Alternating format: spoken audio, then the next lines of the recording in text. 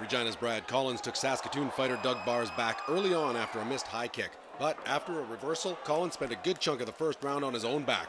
Collins came out banging in the second, setting up a takedown that he eventually turned into an armbar.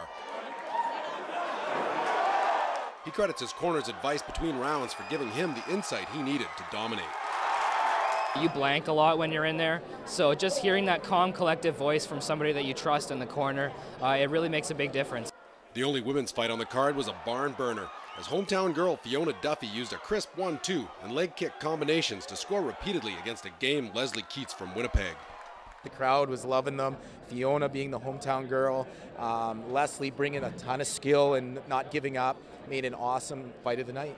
In the red corner!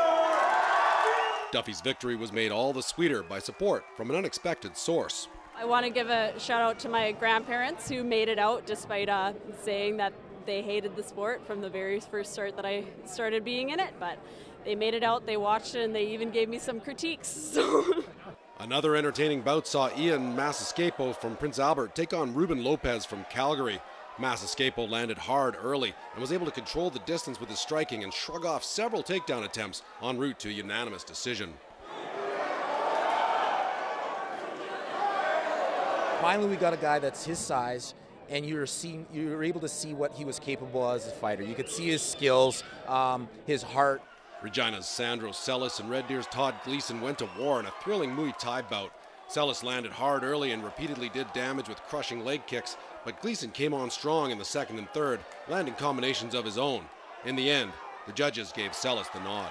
Split decision in the red corner! The night's co-main event pitted welterweights Derek Gatz from Saskatoon against Prince Albert's Ryan Rahovich. Rahovich was knocked down early but recovered and weathered a barrage of strikes before securing a takedown. After some grappling, Rahovich took Gatz's back and was able to lock up the rear naked choke to force the tap out.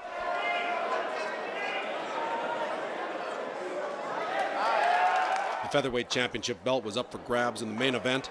Seth Canagan from Prince Albert landed some hard shots against Winnipeg's Jared Funk, but Funk quickly moved in for a slam takedown.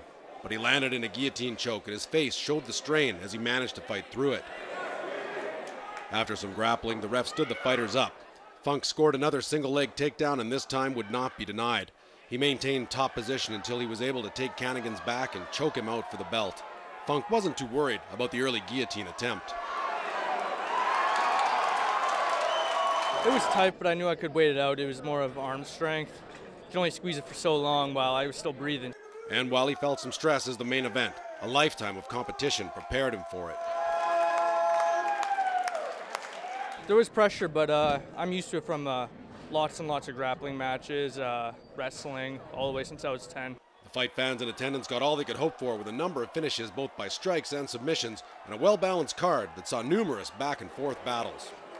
Jacob Zare, Global Sports.